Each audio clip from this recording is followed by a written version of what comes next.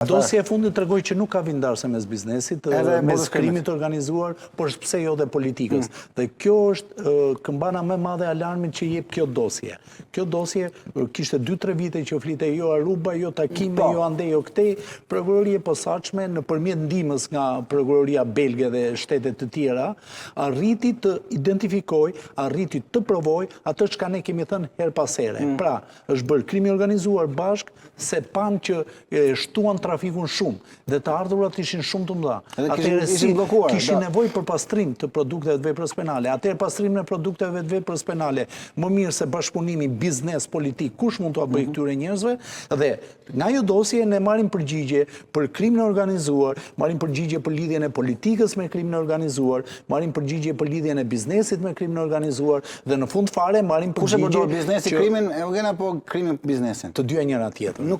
Janë të ndërsjellta, nuk mund të kenë ndarje.